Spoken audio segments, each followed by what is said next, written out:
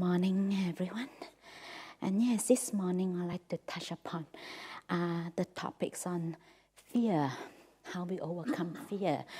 And the main problem that we have, especially sometimes people have lots of fear, it just comes from the lack of inner stability, inner peace. Because with that, that's kind of, when someone have the inner peace and inner stability, you're pretty fearless. Whatever you face, you're pretty fearless. And also, some of the fears is come from our conditioning.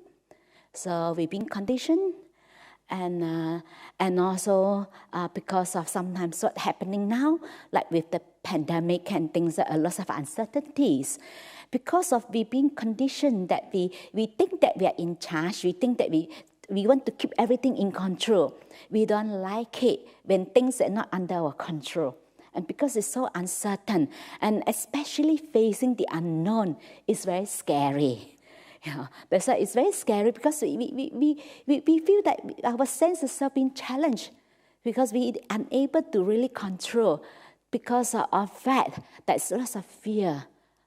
That's like, this is how to deal with that. And that's why it's important that first of all, we have to develop present moment, the mindfulness through practicing present moment awareness, bring our mind back to present moment.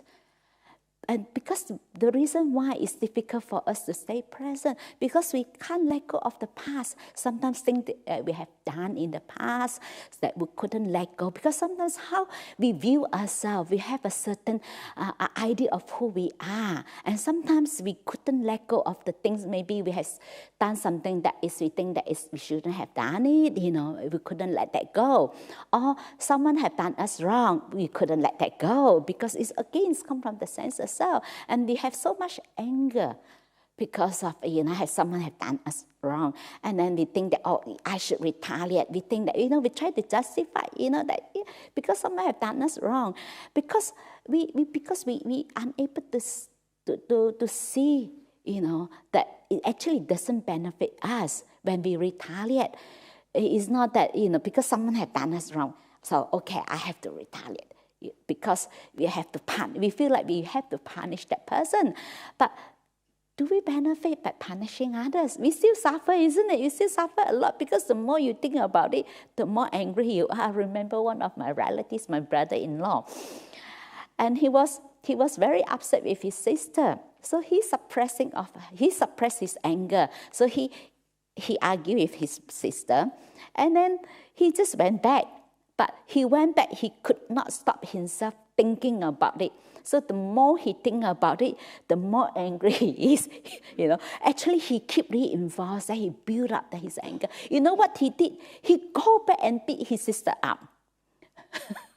Because this is how sometimes actually we reinforce that. Actually it's not that bad. Yeah, we are a bit not happy. Oh, that person said horrible thing. Oh, the person is a bit nasty. How can they say such a thing?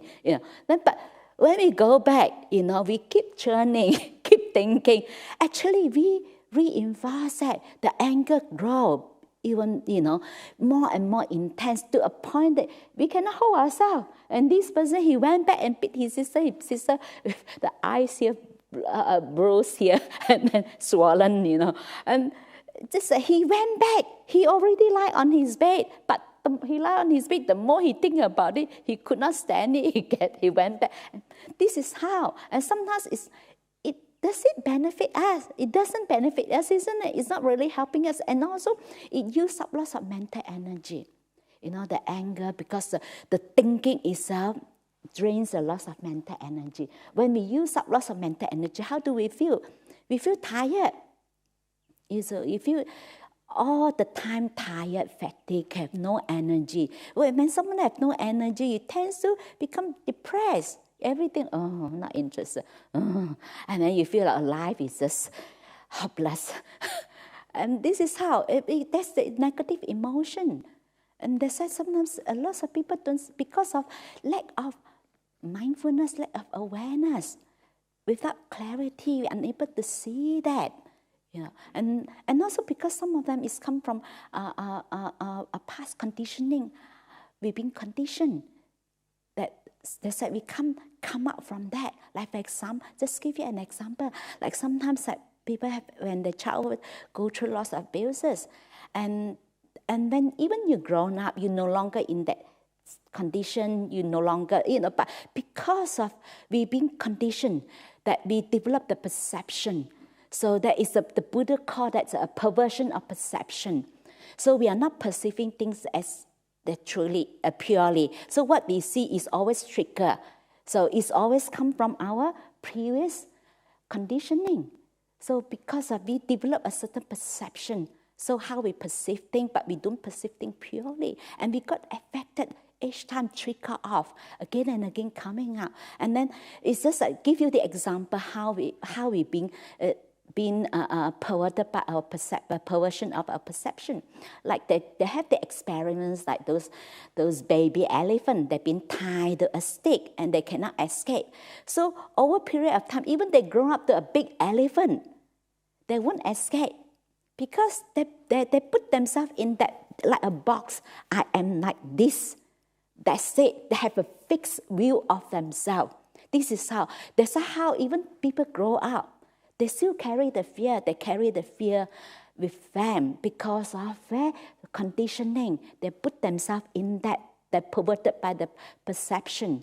So that was just, even though the big elephant they can escape, that they won't. It's just like us. They said we still stay there. We still have the lots of fear because of we could not let go of that. Like sometimes things that we have done, we judge ourselves. We think that we're terrible, we are bad. We shouldn't have done that. That's like we have to come to a place. We have to learn to come to a place of acceptance, accepting who we are. Acceptance itself is letting go. It's kindness. We accept who we are. We love ourselves as we are. So all of us, we make mistakes, we do silly things. I do silly things when I was a teenager, My mother used to say to me, is that it's a shame that because when I was a teenager, I was very argumentative. I always argue with my parents, Quite rebellious, always argue. I remember I'm the only one. Even my big sister, my big brother, they don't even dare to talk back to my father, but I'm the only one I talk back to my father. So when I tell people, they say, okay, my children still got hope. Even you can become a nun. So my children got hope. I said, yes. So I said, don't worry about your children. So I said, I did silly things, lots of silly things, but I don't judge myself. But I forgive and let it go. We don't encourage, especially the Buddha's teaching, the Buddha's encourages not to carry the guilt. What we have done has been done, we just leave it. We can't do anything about it, isn't it? So how we're going to live our life now is important. What have done, we leave it, let it go. We don't encourage people to carry the guilt with us, so we don't carry the guilt with us. I remember my mother used to say, you're so argumentative. And she said that, you wouldn't get any prize by winning an argument. She used to say that to me. And I remember once my father said, you're quite stubborn, you won't listen. And whatever I tell you, you won't listen. So you know what I said to him? I said, since you know that I won't listen, why are you going to tell me? Oh, I was so upset. My mother said that, how dare you say that? But of course, after that, when I grown up, become more mature, I realized it. How stupid I was at all these silly things I have done. But I forgive myself. I know that, actually this is growing up. It's a process. We go through that. We don't bypass. So don't judge ourselves. And because of that, we can't come out. That's why we have to learn to come to a place of acceptance, accepting who we are, and forgive others that have done us wrong, or we have caused any hurt or harm to others. But we are not forcing ourselves to forgive. But you can't do that. You can't I should be able to forgive. Then counterproductive. And again, we judge ourselves. So we say, if we find ourselves, we being honest to ourselves. If we know that at this moment, I still hold on to all the grudges, I can't let go, fine. We acknowledge that we are not pretend, we are not in denying. We acknowledge that, yes, at the moment, I still hold on to that. I still unable to let go. Fine, but not thinking that I should be able to let go. If I can't let go, I'm terrible, I'm bad. And again, we judge ourselves. And this is how being kind to ourselves, that, okay, I'm unable to let go. I hope, so we send good wishes to ourselves. May I be able to let it go one day. May I be able to forgive one day. But not that I have to be able to forgive. And it becomes counterproductive. And it forces ourselves, it's because we are not there, we are not there. And this is where we develop that inner integrity, being honest to oneself. The worst thing that we deceive ourselves, isn't it? And like one of the qualities the Buddha said that we develop the spiritual qualities, that is the truthfulness. Truthfulness is not only lying to others, but not lying to ourselves. And we just honest about how we feel, and not to pretend it's not there. So, and if we understand that, we continue, with following this trend of thought, it's going to cause us suffering. We see that, we investigate, we acknowledge, and then we know this is something that we need to work on. But of course, it takes time, and each time we know we do it a little bit better, a little bit better. It's a gradual training. It will not happen overnight. It's just like we're training our mental muscle. You can't build your muscle overnight, isn't it? It takes time. So each time, so sometimes people ask me, how do I know whether I have any progress in my practice?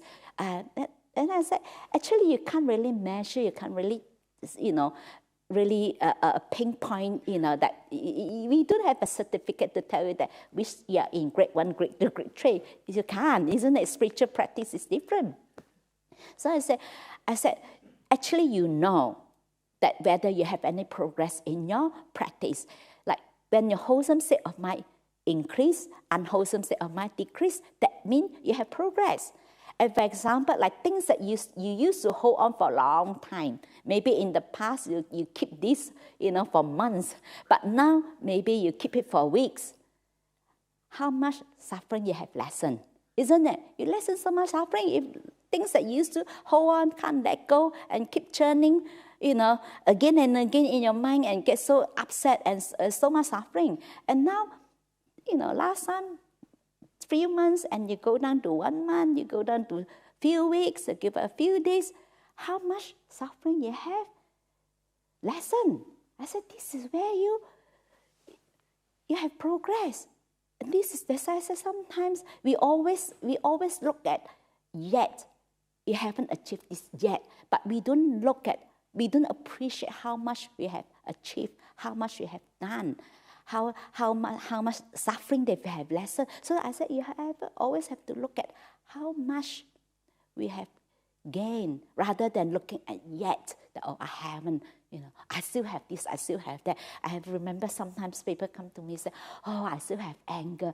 I said, look at the person. I said, what do you expect? Of course you still have anger. Unless you are third stage enlightenment, you're anagami, or you're fully enlightened, then you have no anger. Even you are a first extreme Venus, first stage of enlightenment, you attain first stage of enlightenment, you still have those subtle type of anger is still there, but it's not the gross type, it's still there, But I said it takes time. It's not going to happen overnight. So I said, I said, sadhu to that person. I said, at least you are wise to the extent. Like the Buddha said that if one knows their own foolishness, he's still wise to the extent. If someone, foolish, thinks that he's wise, he's indeed a fool, isn't it? So I said, at least I said, you see your defilements. Actually, you need to develop clarity and wisdom to see your own defilements, because it's too close. It's very difficult to see oneself, because we've been conditioned. And then because we keep repeating, react to we have certain reaction, towards things, that because we have certain perception, and we keep repeating the same action again and again, like become a default setting. And we add it like automatic pilot without knowing that we are doing it. And to see that is very difficult, because it's become part of us. It's very difficult to see. So then, as we develop our clarity as we build up our mindfulness, awareness, we're more aware of that. We're more aware of sometimes how we react. Sometimes we know certain things that easily trigger off.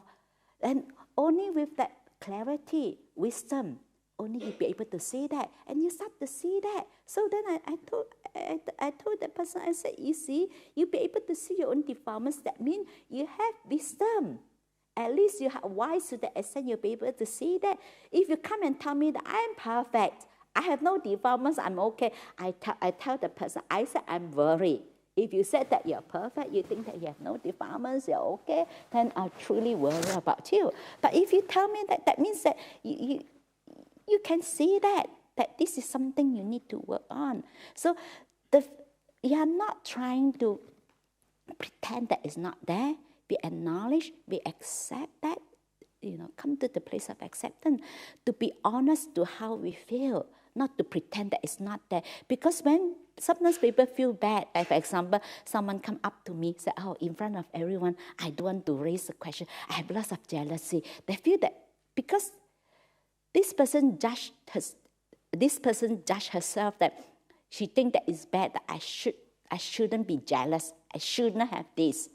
I shouldn't have this, I shouldn't have that. And they judge themselves. I said, it's okay. When you're jealous, you just acknowledge that, yeah, I'm jealous. This is how I feel.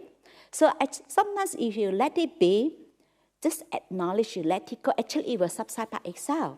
The more you think that I shouldn't be jealous, you have more jealousy. The more you try to push it away, because when you push it away, actually, you reinforce it. You still crave. We crave not to be a person that is a lot of jealousy. You crave for not to become this person. We crave to become a good person. We crave to be a kind person. We crave not to be an angry person. But craving to be, craving not to be is still crave. So when you crave, you reinforce that tendency. It becomes even stronger than before. Actually, we ourselves create a big elephant. Actually, sometimes things is actually very small. But because we don't see it, we don't have the clarity, and we reinforce that, and we create more suffering for ourselves. So like the Buddha said, we have a second arrow. A wise person have only one arrow. A foolish person have two arrows. Why is the Buddha said that? Like a wise person being struck by an arrow, he knows that, okay, I feel, this is how I feel pain, okay, I have to treat my wound, that's it. But a foolish person, what the foolish person do? They will keep thinking, why, who do that, why this to me is not fair, so upset, so angry that, it's just like the Buddha said, it's just like you pick up another arrow and you keep poking yourself a few more times. That is the extra suffering, isn't it? We cause ourselves. So rather than we look at the problem, where is it coming from? Okay, this is something I need to deal with. This is something that I have to resolve. That's it. But not more than that. But because of our conditioning, we be conditioned that way. We always run away from things that we don't like, and we always hold on to things that we like. So the Buddha said that we always perverted by our likes and dislikes. So some things that we like, for example, if someone that we like, no matter what the person have done, we can forgive the person very easily, isn't it? Something that we like, it's easy to love the person that we like. But if you ask us to love the person that we dislike, it's very difficult and very easy to do things that we like, isn't it? And then actually we don't see that actually we are biased. And we are not perceiving things. It's just go according to our likes and dislikes. But this is where that the whole path of practice, we recondition ourselves. So not to follow the whole habitual pattern, the old way of we have this mental habit, habitual pattern. It's become a habit, like a default setting. So we have to recondition. So that's why sometimes it's important we bring this out. We reconcile with our past. We accept our past, we forgive and let go. And this is sometimes we can bring, like for example, sometimes we can sit, we just bring it, we're breathing in, we see ourselves, that that when I have lots of suffering or abuse when I was 5 years old. So I bring this up. So breathing in. I go back to a child. I'm 5 years old. So that breathing, I smile. So now I smile, do that. I say goodbye. That is already past. And we are not afraid of facing that. We learn to reconcile with our past, not to push it away, not to pretend that it's not there. And because because it's unpleasant, so we don't want to feel that. So that's why we have that craving not to be, not to feel that. That's why that leads to fear. We have so much fear that we don't feel that it's terrible. And so actually, the best thing is not to run away, to look at it, to stay with that fear, to stay with that feelings. And this is one way of dealing with the past that we can't let go. So we bring this up, that, that the ask of forgiveness, we forgive ourselves, we forgive others. Of course, you have to do it again and again. So it's like the way we recondition ourselves, like we brainwash ourselves, of course in a good way. So I'll just give you an example.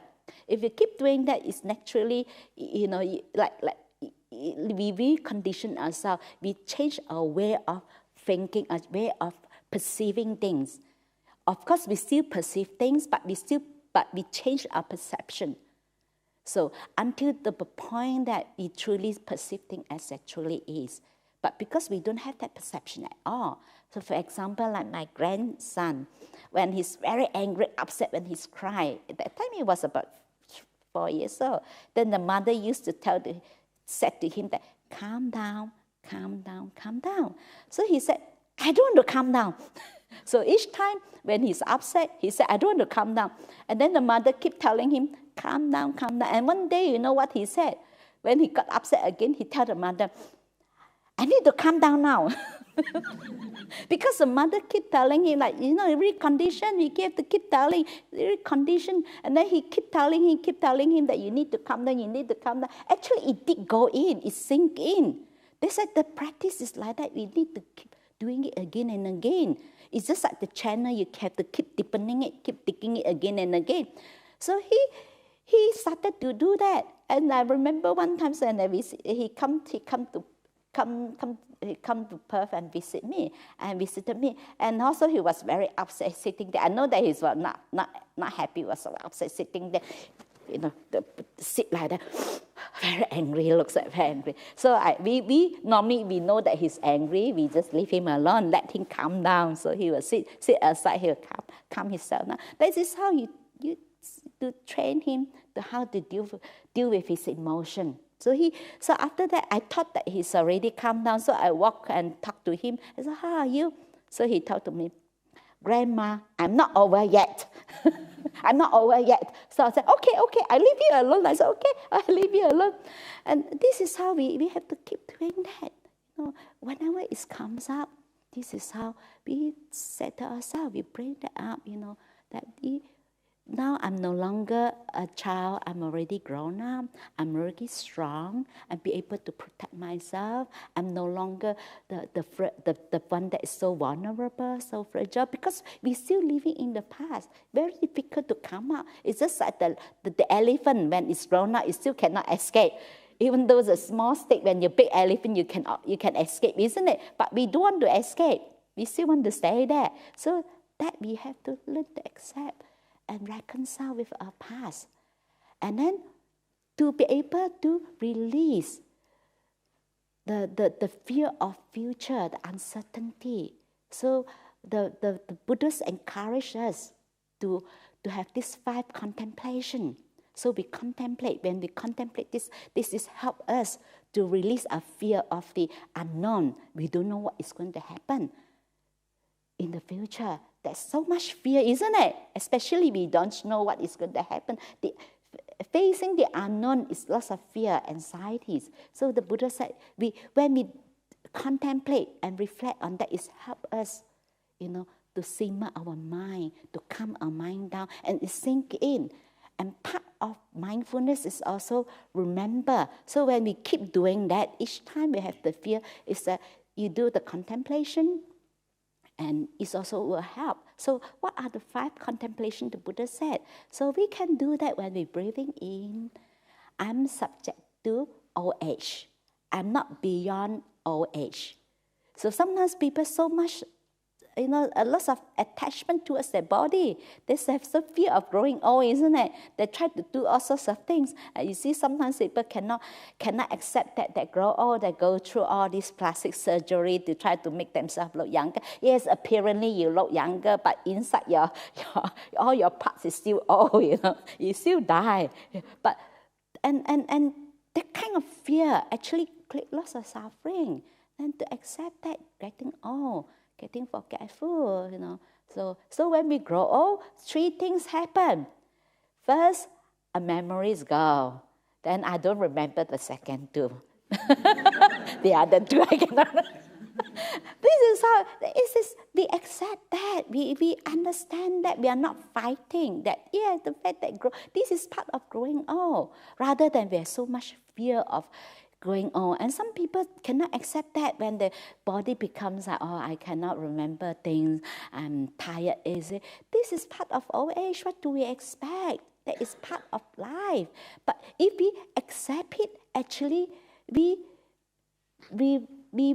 free ourselves rather than we keep holding on, try to do something, try to make ourselves like, pretend that it's not there. Like I still be able to somehow make myself, to stay forever, looks good forever. But we are just deceiving ourselves. So it's just part of growing old. So we just said breathing in. We need to keep reminding ourselves, breathing in, I'm subject to old age. Breathing out, I'm not beyond old age. You grow old, yes, of course you're forgetful. You don't remember this, you don't remember that. I remember there was a couple, they're always being very forgetful. So they went through the course. They said, okay, that it's good that you always write down a note so that you remember, so so that you don't forget. So you always have to write down a note. Then one night, they was watching a television, and the wife told the husband, I'm hungry, so I would like to have something to eat. The husband said, okay, I go now and get you something. So then he said, what you want to eat? He said, I want ice cream. Okay, ice cream. He said, I want ice cream with chocolate topping. Okay, ice cream with chocolate topping. I want some strawberry. Okay, some strawberry. And what else? Oh, some fresh cream. So then the wife said, are you sure that you want to write it down? No, I can remember. You want ice cream, you want chocolate topping, you want strawberry, you want some fresh cream. I remember. So he went down there. The wife was waiting for so long. What the heck he's doing? He's gone down there for so long. And then he said, and finally the husband come up with toast and ate. And then the wife asked, where's the bacon?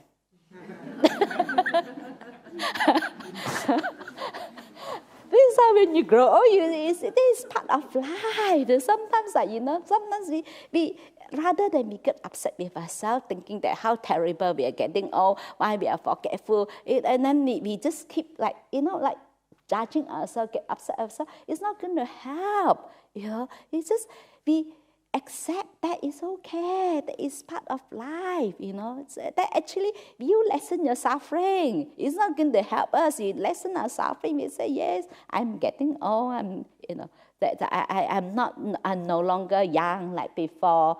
Rather than we just pretend, just try to work so hard, that keep ourselves young. And actually it's lots of suffering. It's a lot of fear of growing old. I remember one of my friends also her grandma in her late 80, almost 90. She's still wearing high heel. And when they go to church, and when no one there, she allowed my friends to hold her hand. Then she see anyone come, she fling her hand. And then she will walk like this. Actually, lots of suffering, it's the kind of fear. That's how we remind ourselves it's okay. It's okay to grow old. It's part of the process. It's part of life. And we need to be always reminded. So that's why we bring that up, okay. Breathing in, I'm subject to old age. Breathing out, I'm not beyond old age. The second contemplation that, I'm subject to illness. I'm not beyond illness. You're breathing in, I'm subject to illness. I'm not beyond illness. So sometimes people got so upset, frustrated when they're sick. When I'm sad, that doesn't mean that when you're sick, you don't see doctor. You can need to do our best, that you need to see doctor, But sometimes some illness cannot be cured, isn't it? And that you just make peace. Say, this is how we learn to make peace. Learn to make peace with that this is part of life. So we have to develop the perception. We have to get reminded. We reflect and contemplate of that, and it's not lying ourselves, deceiving ourselves. It says this is part of the part of being born. So why we get sick? Because we have this body. Without this body, we will not get sick, isn't it? So that's we see that this is part of nature. So we are not beyond. So when we get sick, yes, we will see doctor. Sometimes some illness get worse is because of the mental part. Because the more that we don't want to have this illness, we incur more suffering, more pain. I remember that my first retreat that I did, there is a very tough retreat. There's one of the participants said, the first one, also the last one, I'm not going to do it because to her it's just torturing because you can't sit on the chair, it's on the marble floor, and it's just very intense, You have to sit and walk. And the third day, I was so painful. My whole body is so aching and so painful. And I can't sit and I can't walk. And to a point, I almost want to cry because then I was thinking, maybe shall I stop? I just withdraw, I just go back. Then I was thinking again, my ego. I was thinking, all my friends know that I'm going through a retreat. And halfway I withdraw. Then everybody know that I can't. Then I said, I shouldn't have let people know that I go for a retreat, Now I withdraw. But because I was fortunate that I'd be able to overcome that, because when I was to the point that I was so painful that then I was thinking, okay, it's now mine. I just let that time already become fearless. Okay, even the pain take my life, is fine. I let it be. So I threw away all the cushion because you know how many cushions I took? 5 cushions. I put 3 here, 2 here, still pain. The moment I sit down, touch pain. Actually, because the fear of the pain, I reinforce the pain and make it become unbearable. Actually, the moment I let go, then I said, okay, I'm not afraid of the pain. So then I threw away all the cushions, nothing at all. I sit on the floor.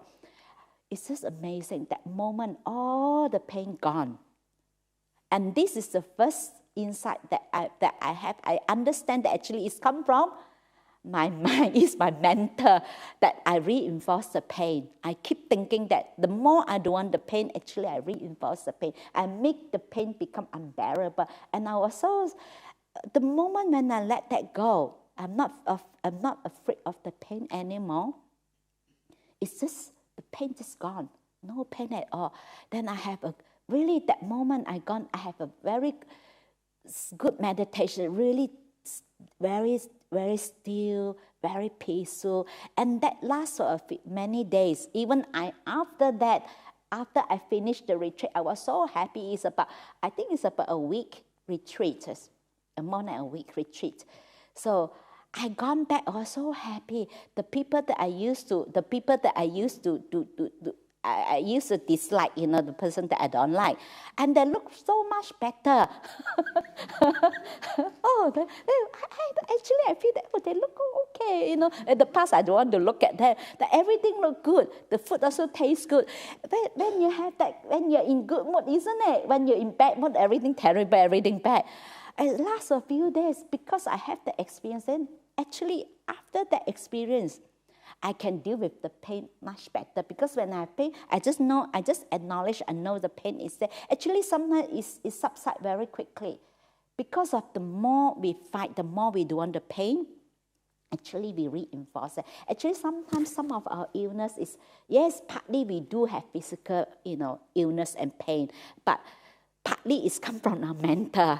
Actually, mentally we reinforce that, we make it unbearable. So it's just like, when you focus on that, we amplify. It's like you put things under the microscope, you see that, and the pain becomes unbearable. So they said partly it's come from mental. They said sometimes when we do that, when we reflect on that, we say, yes, I'm subject, I'm not beyond illness. Actually, it's helped us that reduce our pain. Like we don't manifest our pain, amplify our pain, because the more we fight, the more we do on our pain, we have more pain. And actually sometimes it's physical, sometimes it's mental, sometimes it's both. Like physical and mental. So if you have physical and mental, you make it worse. But sometimes physically you're okay. Like my case, physically, actually I'm okay. Maybe I have a bit of pain only because after you're doing a lot of walking, because it's very tight, a lot of tension, you build up the tension, because I do walking, sitting. Of course you have a bit of pain, it's natural, but it's bearable type. But because I don't like it, so I keep pushing away. I try to avoid. I don't want to have that pain. So I make it to a point that it's become unbearable. And that's at the moment I let that go. I said, oh, it's okay. If the pain going to kill me, it's fine. Then the moment I let that go, the pain gone. So it's good that be brainwash yourself. Be recondition yourself. That it's okay that we grow old. It's okay that we are sick. We are sick, it's okay not to fight. The more we fight, the worse. So the third one, contemplation, that I'm subject to death. I'm not beyond death. It's one day I'm going to face that. That is it's a very common advice that people, common things that people come to me that ask for advice. What type of meditation shall I do facing death? Is someone dying? I said, no such meditation. I say, as if you be able to practice, develop the habit of always bring your mind back to present moments, make peace with that present moment, then you are not afraid to die. You can face it anytime. Because you develop that habit. Each time you bring your mind back to present moment awareness, you make peace with that moment, you make peace with the situation. Then when you die, you can die peacefully, isn't it? So, but you cannot say, you cannot say, oh, last minute, oh, I'm dying, I'm going to do meditation. I think of Buddha, I think of someone. Hey, you can't, because the mind is so habitual. Not up to you. It's just like we have the story about the Buddha Dhamma Sangha. This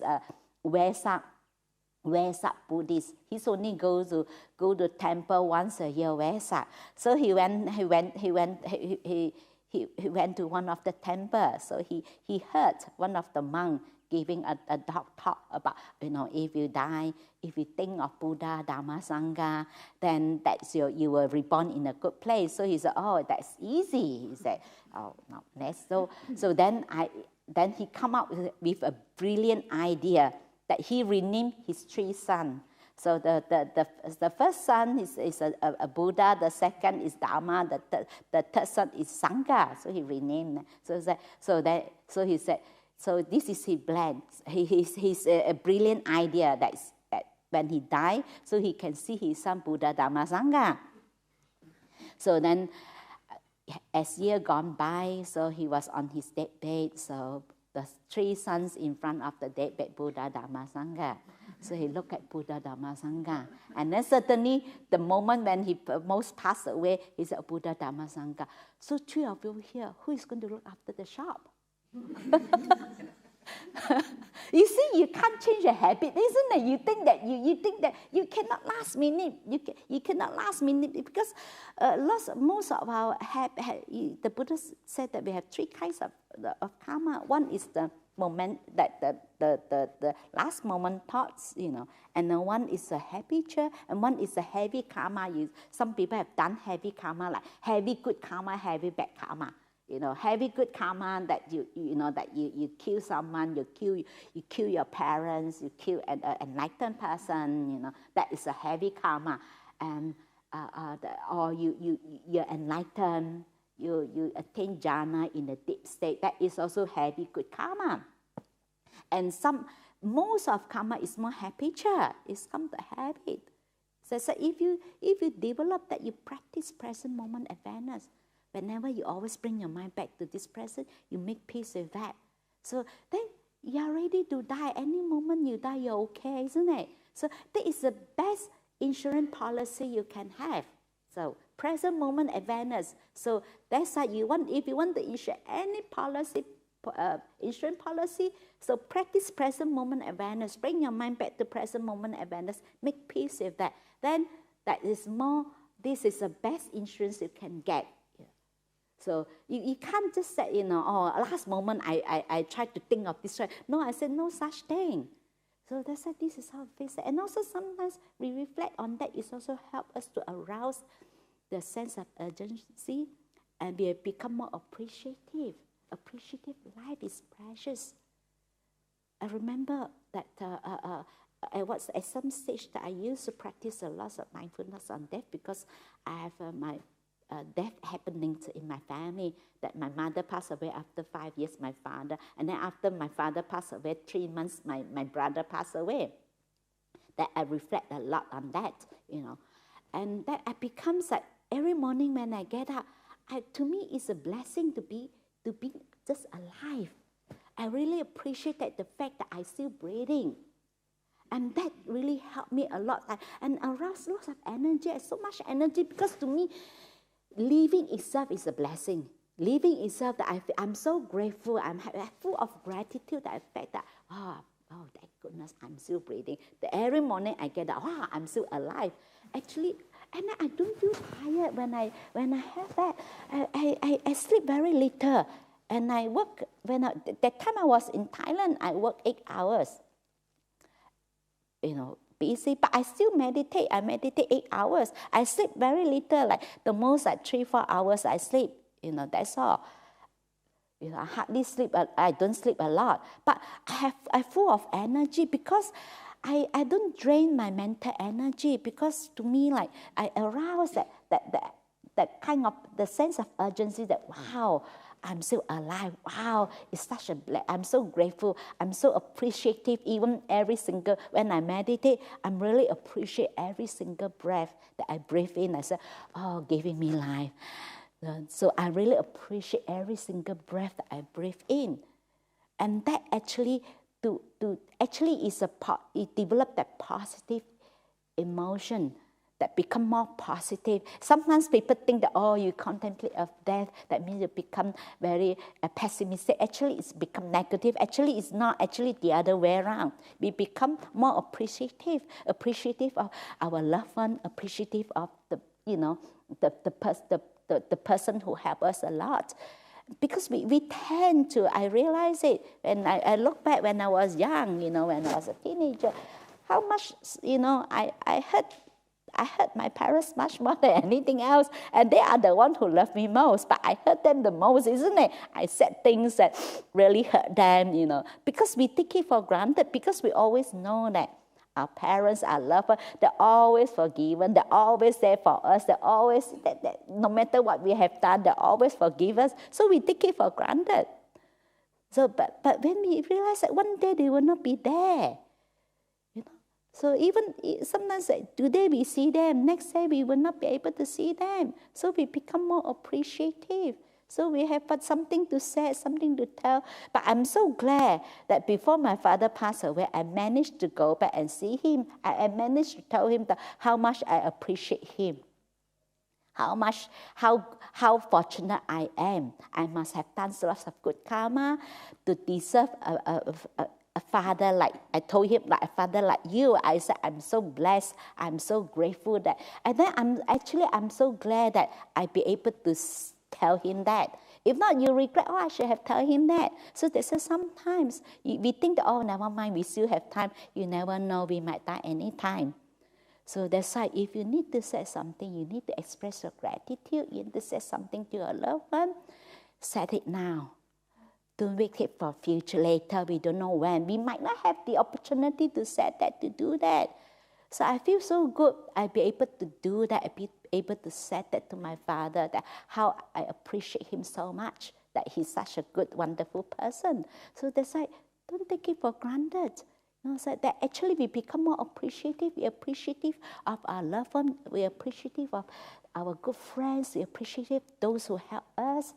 So we become more positive and more appreciative. And then we have more energy when we have that qualities. When you have someone that have that gratitude, you have someone that's so grateful, someone being appreciative, someone content, and you have much more happier. And that is the energy, of lots of energy. So that's why it's good that this reflection, mindfulness on death, reflect on that, I'm subject to death, I'm not beyond. And the fourth one, that all that is mine and beloved and pleasing will become otherwise. I was separated from them. All our loved ones, dear to me. We separate. One day we separate, isn't it? We can't take them with us, isn't it? One day we have to say goodbye. No matter how much we love each other, we still have to come. One day we have to say goodbye. So they said we remind us, so that we just make the most of it while we have it, and not to take it for granted. So that is the one day we have to separate. So keep reminding ourselves. They said this is one of our practices. So whenever we come out of a kuti, we always put everything away. But just, okay, we are not coming back. Even I come here for I think most of you didn't see because we come early. You see me with so many bags. Actually, it's not my belongings. Because of the bushfire season, we are so close. The bushfire just happened quite close to the monastery. And fortunately, because of the winds not going our way, and then we have a rain next day, and actually the monastery is being untouched, and we are so fortunate.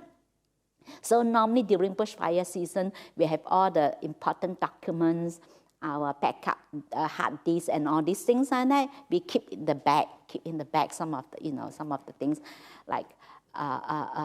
Then whenever we need to evacuate, we just pull our bag. That's it, all the important things, So each nuns have our evacuation kit. We have our bag with us. So whenever there's siren on, people will bring the bag. It's not start packing, what I need. No, I said there's no time. So then be prepared. Even I come from here, I don't know what happened. Maybe they need to evacuate. So I just want to not to burden our fire warden, because normally if I'm in the monastery, I will take care. I will take all the things from the office, out. So if I'm not there, if I left that behind, that one more thing the fire wardens have to do, is a burden to them. So I come here, I take it with me. So I just prepare that I might not be able to go back to the monastery anytime. So sometimes it's like when that's that time when the fire happened, actually we are less panicking, because we always prepare. Every year we have a drill. Every year we have the drill that we have to need to evacuate. We always prepare and always expect the worst scenario is going to happen. So when that happened, less panicking, isn't it? And we keep reminding ourselves. I remember when I was about, I think that time I was 15 or 16, I was with my sister. And suddenly some man come and drop my sister back, because it happened so sudden, and two of us standing there, can't move, can't even shout out. And we just two of us standing there. We said, Truly, when you're panicked, you cannot move, and you can't even shout out. That's why sometimes when we have that, we prepare. We know that that's going to happen. That fire will come. We have to face this, and we prepare. So they said this is good that we prepare that this. Like for example, when my mother passed away, I did cry I grieved for the first 6 months. But actually come after that when I practiced. So when my father passed away, actually I didn't cry at all. But doesn't mean that I don't love him. But I don't grieve. Because I've really prepared. I know that is something that I have to face. That my loved one going to leave me. That's something that I have to face. So then come to my father, my brother. Actually, I was quite peaceful with that and knowing that. But doesn't mean that I don't love them. I still love them. But because I expect that it's going to happen. I expect that this is something that I need to face. So that actually, this is a whole part of practice. We prepare for that moment to come. So they say, yeah, our loved one, no matter how much we love each other. I remember one of our supporters' best friend.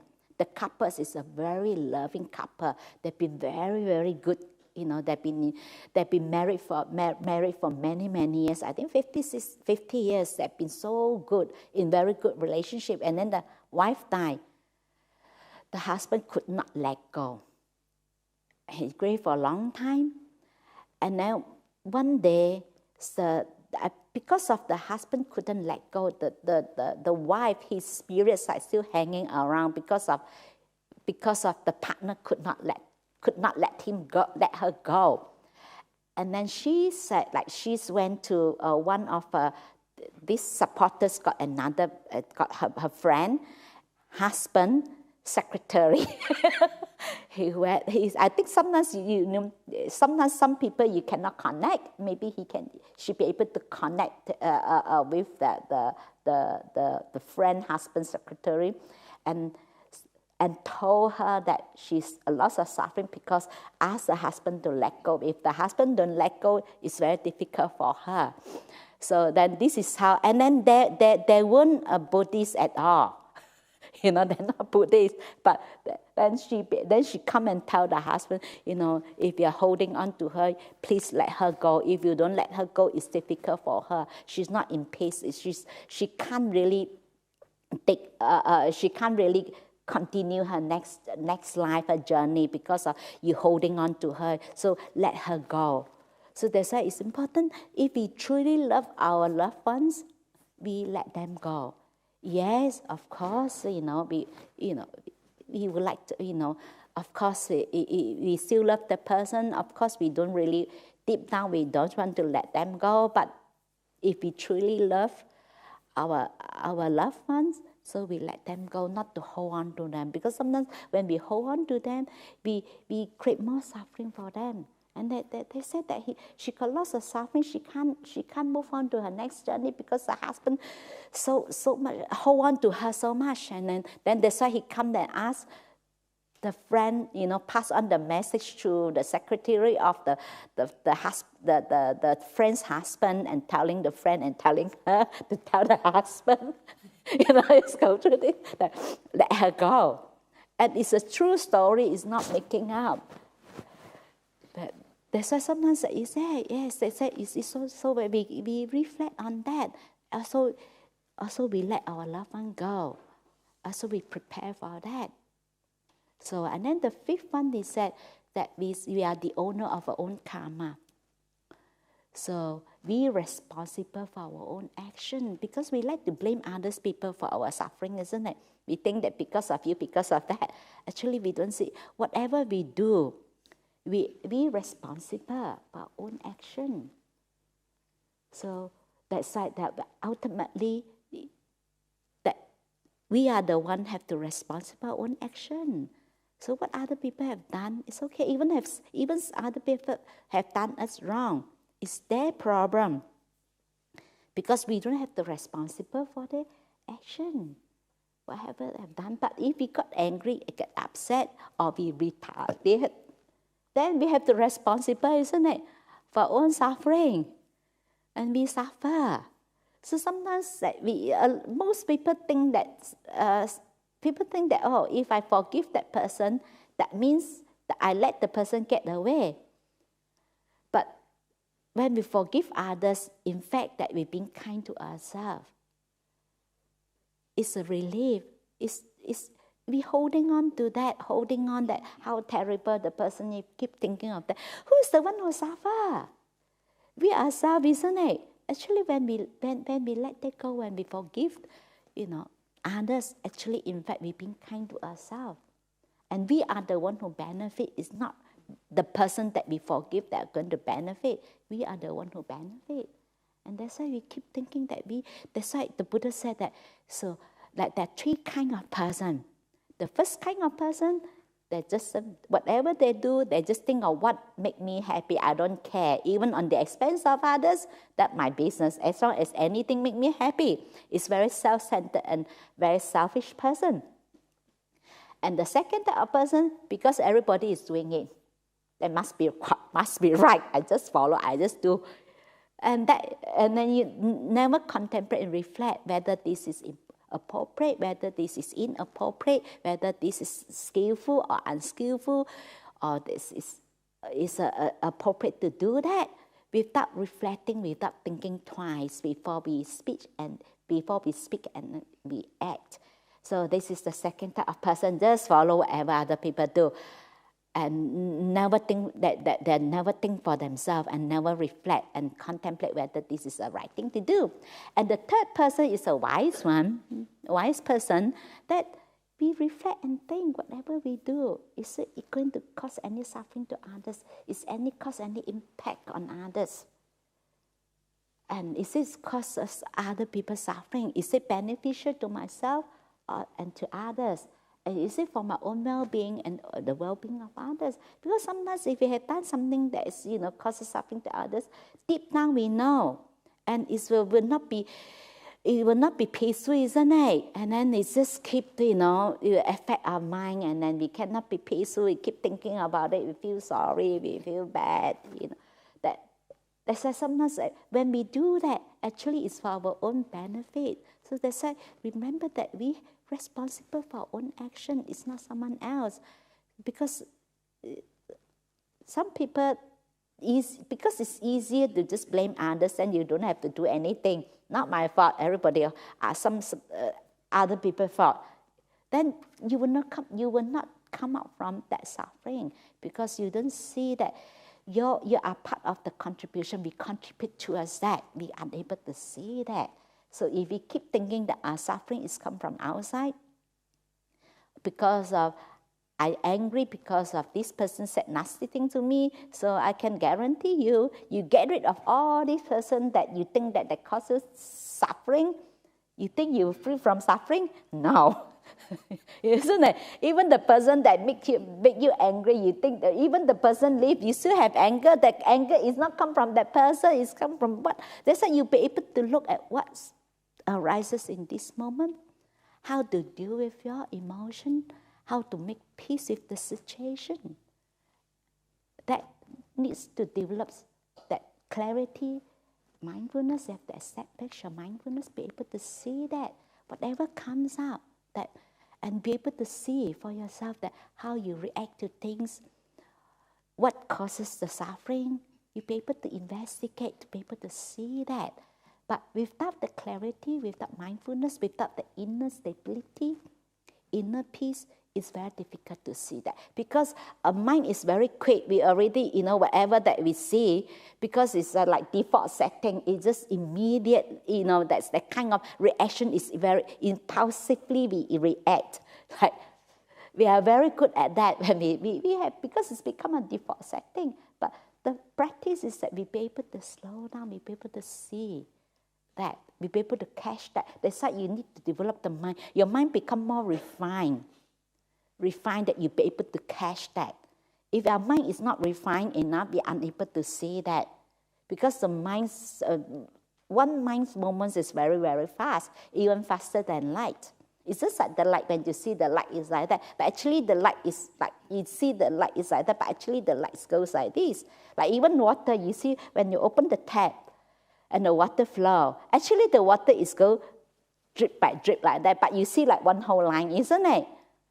So that's why you have to develop the mind that's so refined to be able to catch that. And this is very difficult to see that if we don't develop that mindfulness, that wisdom, the clarity. So ultimately, we have to rely on ourselves. So the teachers, even the Buddhas, that He's only show us the way. But ultimately, we have to do the work. There's no shortcut. So there's no shortcut. People want to have shortcut. There's no shortcut. So building up your mentor and a master is just like, it's the same thing. You have to do it again and again. You have practice. You see all those world champions. How much time they have to put in, isn't it? You know, those swimmers, how many hours they have to swim? All those those people who do the diving, you know, all the somersault, how they turn, the practice again and again and again until it's perfect. The same thing. The practice is also the same. So it's okay if you find that you cannot focus on your breath, you skip wander off, then at least you know that how busy your mind is. Your mind is wander off. You just sit there, just watching your mind. And somehow you just keep sitting there. Yes, this is how I feel. And you keep training your mind. Come back to present moment. Come back to present moment. No matter how many times your mind wander off, you keep bringing back. You keep bringing it. This is how you train. It's no different by any other. You know, there's no shortcut. You have to keep training your mind. Then to the point. And then when your mind become more settled, and you develop, and then it's naturally your mind don't wander off very far. Naturally, your mind come back to present moment awareness. That is where you start to develop your confidence. You have much more confidence, and you're not easily affected by things. You know, not get pulled in, get sucked in with the trends of thoughts. You know, sometimes like gone to Siberia without knowing how we get there. You become more aware and more mindful of how we react, what things comes out, and you just look at it and say, yeah, it's okay. We're not fighting. And this is how the practice, it takes time, little by little. So I offer this for Dhamma reflection. May this teaching be of benefit to all of you. So any questions or comments? Any questions or comments? No questions, no comments? Is it all satisfied? Good customer? Satisfied customer? No complaint? Oh yes, okay, good. How do you respond when somebody was really angry Mm-hmm. in a precise moment and they are being quite aggressive to you? Mm-hmm. Mm-hmm. What's the best way to respond when that happens? Okay. When you feel the reaction come up against the person who is Mm-hmm. being aggressive towards you? Usually, this is how, but the Buddha said, like, the Buddha talked about right speech, that is that you have to fulfill the 5 conditions. So have to be the right time, right place. So if the person was so angry, it's not the right time. Anyway, won't listen. In fact, the person get more angry if you open your mouth, you say anything, you're not going to improve the situation. So that's why when to speak, actually we reflect, we have to fulfill the 5 conditions. That's why we practice right speech. Right speech is the right time, right place.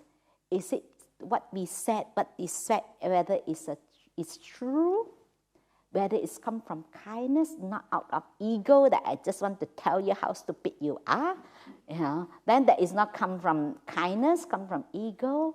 Is it beneficial to the person? So if not beneficial, sometimes we said it, the person get even more upset and then not beneficial to the person at all. So it have to be beneficial. And then the 5th one, the way we speak, whether it's the words that we use, is it gentle, it's pleasing to the ears? Because sometimes some people, the way they speak, the tones that make me feel very uncomfortable, is not pleasing to the ears. So we'll fulfill 5 conditions. So then, yes. So like freedom of speech is not that we can speak whatever we like to speak. If it's going to cause any hurt or harm to others, then we restrain ourselves not to do that, not to say that. But again, we practice right speech. we don't practice right silence, right speech. So sometimes people come to a point, don't say anything.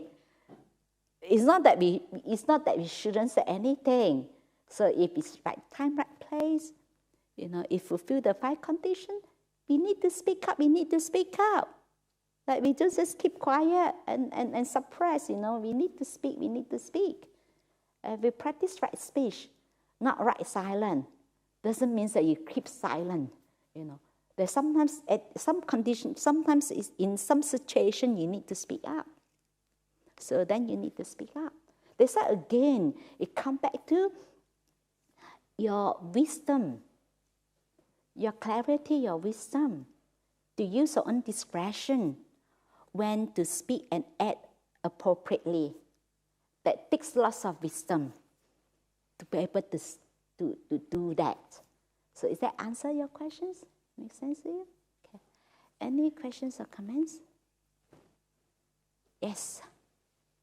That story that you told about how after you went to the retreat and you saw the people you didn't like in a new light, in like a nice light. What strategies do you use to love people that you don't really identify with? What do you do to see them with love? Okay. So normally I don't really force myself that I the person that I don't like, I don't force myself, I have to like this person, I have to love this person, I don't do that. I just acknowledge that, yes, this is this person that I don't like, but I also remind myself that not to be biased. And because normally the person that we don't like, whatever they do is not right. Isn't it? We are biased, The person that we like, even they do something wrong, also we try to justify, oh, no, maybe this, maybe that. We give all sorts of excuses because this person we liked. So we just be honest and acknowledge that. So, and then slowly this will fade away. But it takes a bit of time. But we cannot say, we don't judge ourselves as well that you shouldn't do that, you should like this person, or, sometimes you don't have a strategy. Actually, you just be able to acknowledge and accept. So recognize that, acknowledge, accept that, accept this is how we feel. We don't pretend that, we really hate that person and we pretend that, oh, no, I love that person. Then we are not truthful, we are not honest to ourselves, isn't it? So we honest to ourselves that this is how we feel. So we forgive ourselves. And we forgive others, and then we let it go. And this letting go will not happen overnight. It's a process. First of all, you have to be able to recognize that, isn't it? Sometimes we are unable to recognize. And sometimes we are able to recognize that we are unable to acknowledge. Acknowledge, to accept that. Forgive, and let go. It takes time. You have to keep practicing that. And slowly... For me, that one is just temporarily because of after the retreat, and then you feel good. After that, you go back to square one. So you have to keep practicing. You have to keep training. You train your mind. It's just like any others, like world champion, you need to train. How many hours people need to train? The same thing. We have to put in effort, have to train. So does that answer your questions? Make sense? Any more questions or comments? Yes. You said that you were really grateful that you had a chance to say to your dad before he passed away those good things. Yeah. What if someone didn't have that chance? Oh, if doesn't have the chance, you still can bring your loved one to mind. Your loved one to mind, that you just reflect on the good qualities of that person. That also, and then actually, when you reflect on the person that you love, that good quality, actually you grow. If we are unable to say that it's fine, we have to just, it's already past, we have to let that go. But you can bring, like for example, my mom passed away, I didn't say that to her. But I cried for 6 months. And after that, one day I realized that why I look at I have lost this person. Why don't I look at it that I have this person in my life for all these years? So rather thinking that I have lost this person, but I just turn around and look at it that how lucky I am to have this person in my life. So you can bring that. And then since then, whenever I think of my mom, I always look at the good qualities that, my mom's good quality that actually bring me lots of joy and happiness. So since then, actually I didn't grieve, I never grieve at all. Now even I think of my mom that actually is always happy because I feel I have so much gratitude, and I feel so blessed that I have this person in my life. Rather than, oh, I lost this person, oh, I miss this person. Even though physically she's not here, but she's still with me. Her qualities with me. I remember all her good qualities. Her good qualities stay in my mind. So I keep her in my mind, her good qualities in my mind. What if you don't remember those good qualities? So at least you reflect that. At least she give you life. The fact that you're here, she give you life. So just be thankful to develop that gratitude. So get up early in the morning. So I be thankful. If we don't learn a lot today, at least we learn later. If we don't learn later, at least we are not sick. So if we get sick, at least we're still alive. So just keep develop that, because if you don't have that, if you don't have that gratitude, contentment, it's very difficult to be happy. Even you have the best in the world, we have all the best thing, the best condition. If deep down you're still empty, you're not content, you don't have the gratitude, you're unable to enjoy what we already got. It's very difficult. We still keep looking for something else. So that's to develop that, to bring her to mind that at least you say, oh, be thankful that my parents or my loved one, at least they give me life. That's why the fact that I'm here, I'm still practicing, I still have the chance, I still have the opportunity to practice. So thank you for giving me my life. Thank you for giving me life. And just be thankful and grateful. So does that answer your questions? That makes sense to you? Okay. Any more questions or comments? Okay. So any more questions or comments? Yes. When it comes to being angry at someone, you've done damage to someone. So I'm thinking particularly about my son, especially during lockdown.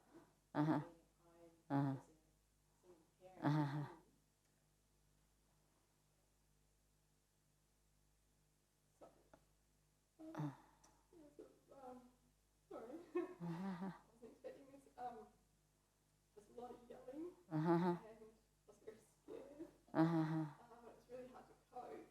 So I understand what you're saying about accepting and letting go. What would be your direction to actually? He's very young, but I'm doing the damage that I may have done. He's, very little. I always hear those words to him, so important. I just want to know what I can do to recover. Okay. So you just determine from today's onwards, this is how you start to practice. You slow down. First thing you get up in the morning, you try to slow down, because this is how when you slow down, and you develop your mindfulness through your bodily actions. That is help to slow down your mind, because so that when your anger comes, you don't react so fast. So they said the first thing you have to slow down your pace, your everyday life, to allow have more space in your mind. So whenever you feel that, that's why it's good that you develop the body awareness, because when you get angry, you feel your body is tight. So when you feel that, before you yell, you're aware of that. So you just telling yourself, okay, calm down, calm down. So do the breathing exercise. But because sometimes if you don't start to slow down, because you react very quickly. Once it pops up, you already react. That's why sometimes you need to, first of all, you need to slow down first. Try to slow down. This is how start to develop, try to develop, practice present moment awareness. Bring yourself to present moment awareness. And also be aware of your bodily sensation, body awareness, so that to stop yourself from reacting. And it takes a bit of time. You have to be patient. So, and you also, again, you forgive yourself. And no one is born as a parent. I make lots of mistakes too. When I bring up my son, I hit him too when I got angry. But I forgive myself, forgive yourself. So this is how to do. Because no one born as a parent, you think that once you become a parent automatically, you don't know. So we learn as we go along, isn't it? We make mistakes. That's why I always tell people, forgive your parents. They're doing their best. So no one born as a parent. It's not that once you become a parent, like automatic, the switch are on, you know what to do, how to become a parent. No one knows. How do I know how to become a mother? I don't know. So I make lots of mistakes too, But this is how I learn as I grow, as I go, This is how it's like that. We learn as we go. No one naturally born as a parent. And you're doing really good. So sometimes always go back to ourselves that we do our best. Maybe it's not perfect, but it's our best. That's why I keep telling nuns, I said, I'm doing my best. But if you are not happy, sorry, this is what you get. And I said, I do my best. I can't do better than best, isn't it? I can't do better than best. This is my best. I'm doing my best, trying my best. And you are doing your best. You've been a good parent. Of course, sometimes not always easy. So that's why, again, come back to have loving kindness towards oneself. Forgive and let it go. Forgive yourself as well. So does that answer your question? Does it make sense to you? Okay. So any more questions or comments? Anyone? Yes. The breathing techniques.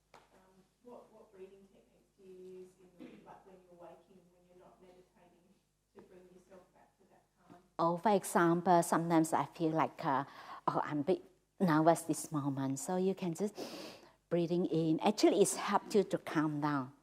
Because normally we normally easily suck into the train of thoughts, and that make it worse. You get, terrible. So normally when that happens, I just breathing in nervousness, that anxieties, breathing out peace. I make peace with that. Because when we recite that, actually it gives that impact in your mind, that remind the mind that it's okay. It's just a way to calm your mind down, that we make peace with that. It's okay that I feel that. Because most of the time we think that it's not all right. We shouldn't feel that. And where on earth everybody, every single moment happy? No, isn't it? So yes, ups and downs. And we just learn to make peace, whether it's happy, unhappy, it's whatever that we experience that moment, we learn to make peace. We have a good relationship with that. Not to say, you terrible, you get angry, I don't like you. No, we just learn to make peace with that. So that's why we always, whatever we experience, life is a learning process. It's not an end product. So when we suffer, we learn from suffering. When we're happy, we learn from happiness. So every time, what we experience, we something to learn. This is where we grow. Is that answer your questions? So with the breathing, how many, do you just do a few breaths? You just see if you already calm down, you just let it be. Yeah, it's just that depends on how long it takes. But you can find that it's started to calm down. So when it's calmed down, you can go back to your body, stay with your body, and feel the sensation, the feelings. Sometimes you can feel your stomach is really tight, so you just, aware of the tightness. And then sometimes you just observe the tightness. Then eventually the tightness will just subside. So when it subsides, actually that your emotion already subside. Because that emotion manifests in the body. So once the sensation, the feeling subside, actually that emotion already subside. So any questions or comments? Yes. So this is on the same kind of train of thought around it. So if you're experiencing whatever emotion it is, Yeah. and let's say you're having a big emotion about something. Uh-huh. For me, when I'm doing that, I can go, well, I don't really want this emotion. I try and sit with it or breathe with it. Uh-huh. And then I start having lots of thoughts about, how might I have a whole series of thoughts about how I might get away from that, or what I might do to change that. Mm-hmm. I don't think that's necessarily overly useful, but yeah, I'd just like to know your thoughts around that. I mean, is it better to try and keep away from the thinking around? Yes, because when your mind is not peaceful, so that the thinking actually make it worse. Is you're not sometimes people thinking that they are reflecting, actually they are not reflecting. They're thinking, they're feeding their thoughts. So that's why the reflection has to happen when your mind is become peaceful and calm.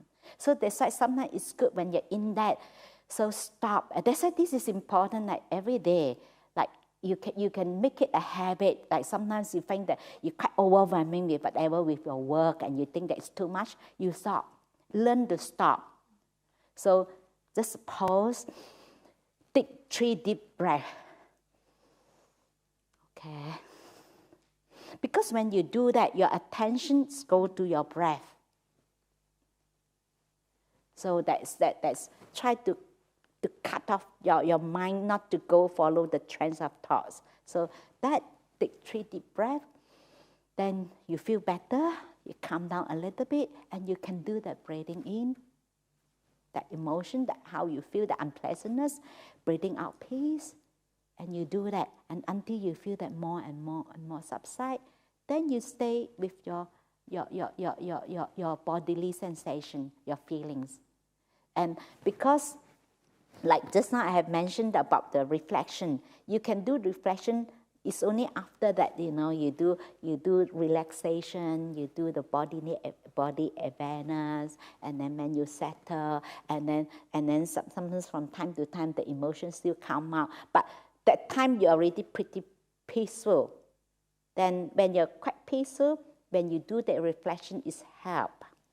But when you're in that frame of mind, you try to reflect, actually you're feeding your thoughts.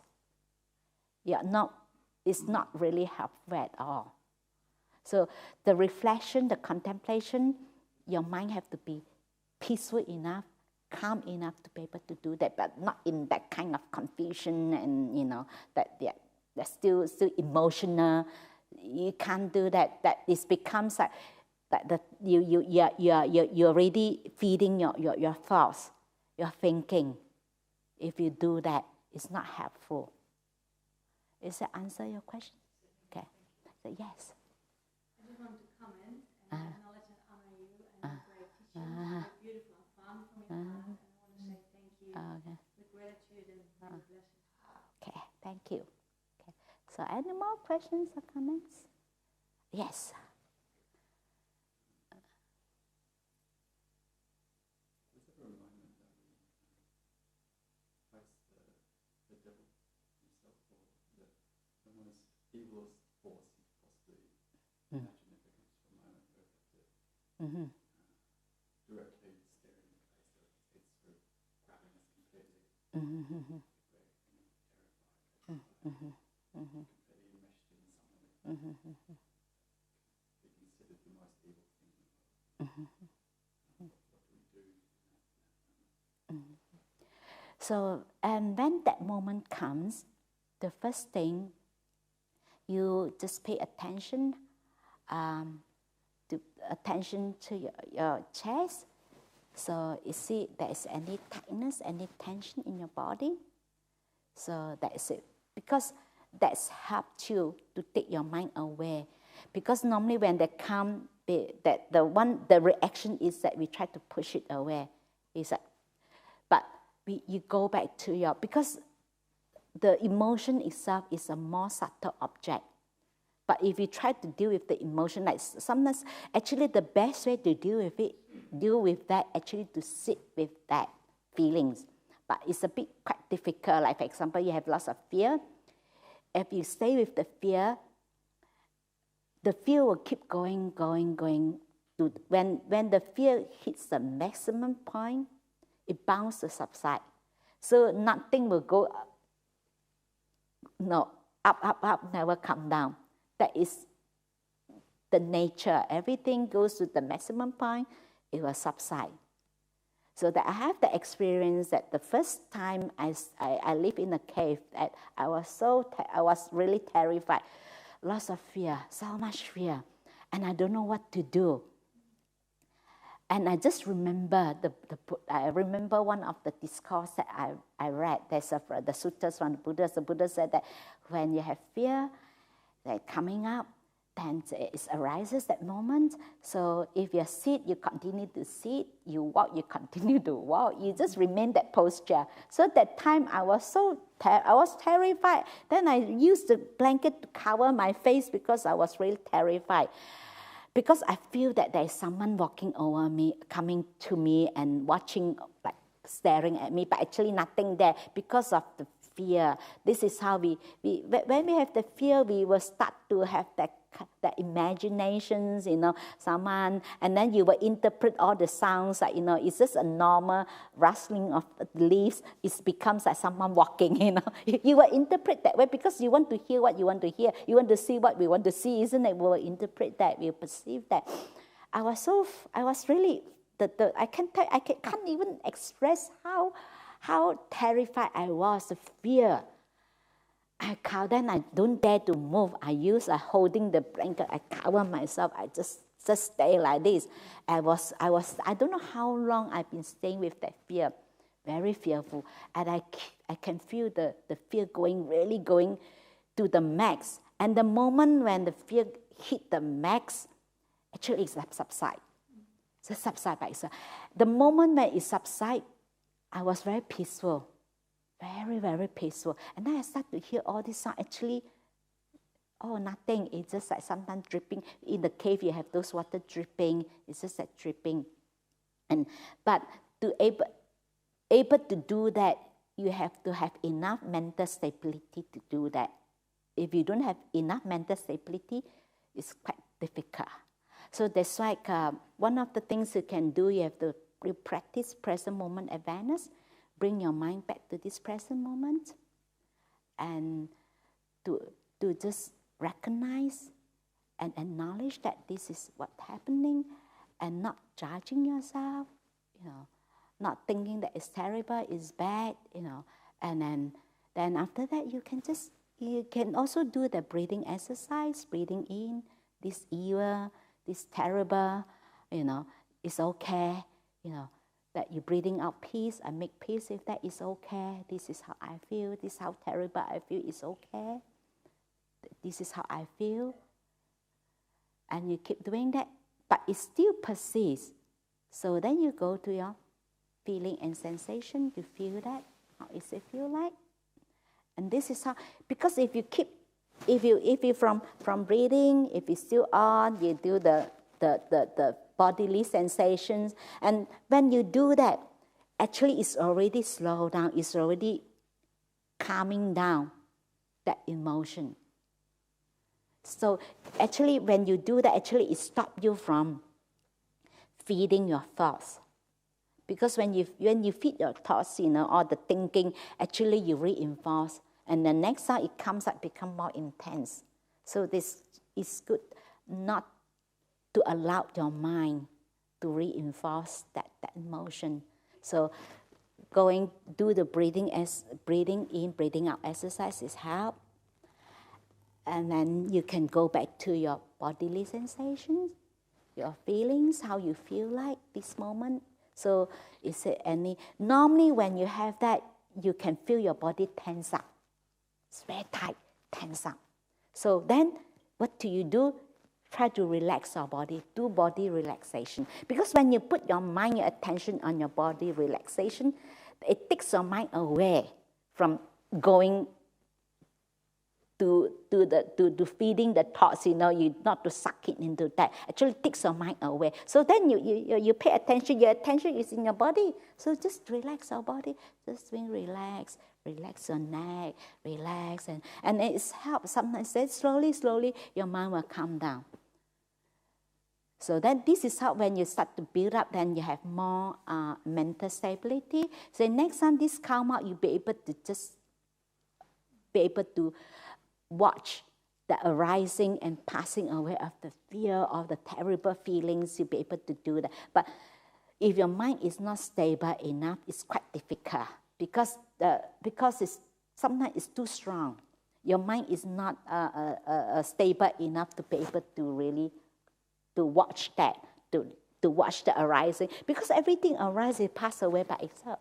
So then to the point that when you're stable enough, you'll be able to watch that, to have the aware of the non-reactive awareness of this arising and pass away. And that's where you start to build up your confidence. And then you will not worry about whatever terrible ego, whatever emotion comes up. You know that it won't stay. You know that it will going to subside by itself. But it takes a little bit of time. You need a bit of patience. It will not happen overnight. Does that answer your questions? It makes sense to you? You touched on something about mind not being strong enough. Yeah. Let's talk about sensual indulgence Mm-hmm. and how that affects the power of the mind, Mm-hmm. especially when it comes to not if we're sensually indulgent. Mm-hmm. We lose that power to face listening. Mm-hmm. Okay.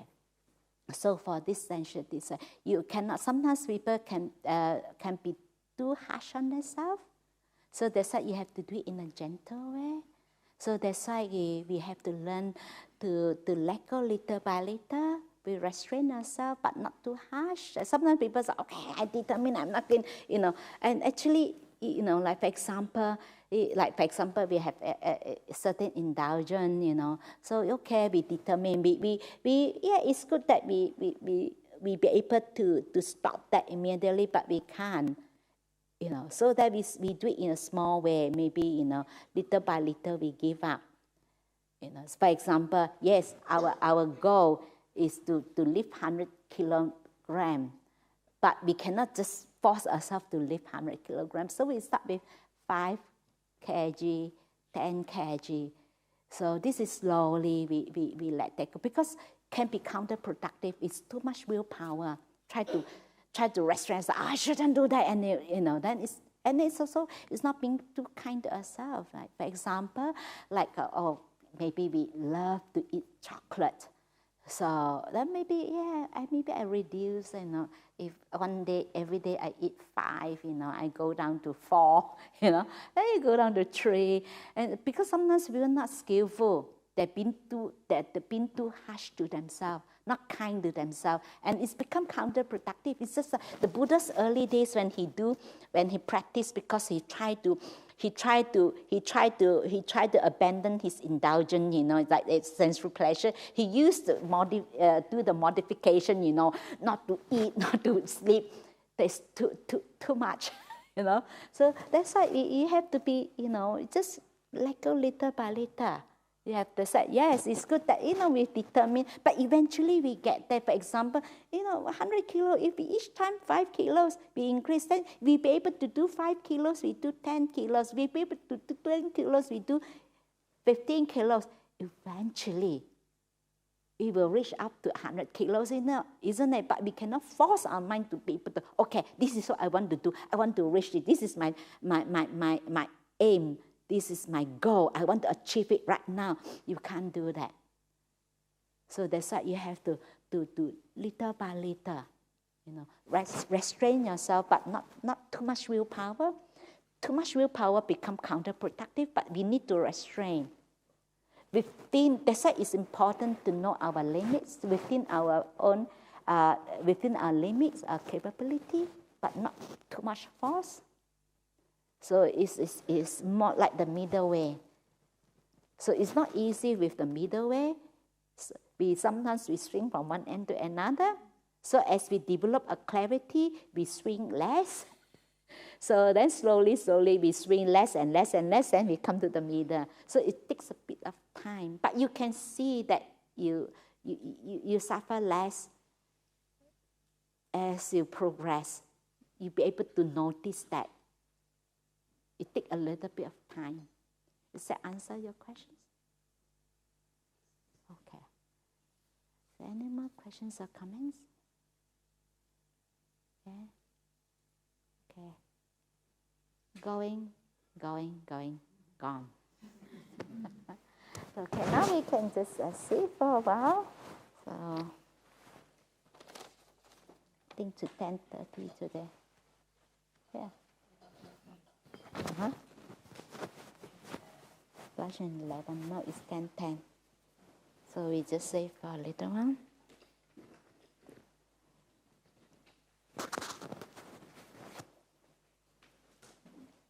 Yeah, some have to help preparing. Today's already 10:10. Oh, I think, yeah, maybe also. Okay, those who want to continue to sit, please do so. And you want to stretch your body, do some walking meditation, please, you can do so. Please do so. Okay, I think we... Huh? Oh, okay. Okay. Yeah, I can. Yeah, you turn on the light, you can do walking meditations in those rooms. It's good to stretch your body a little bit. Yeah. It's more than 1.5 hours, that's right, it's a bit. Sorry, Ajahn. Yes, Ajahn, what did you chanting this morning? What's page number? I'm sorry, yes. Page number 9. 942, which one? And 2 wings, and 2 what? 9-2. Yes, from there, 9, yeah. 30, okay. Good. Okay, so after 50, 9 to 30, yeah. And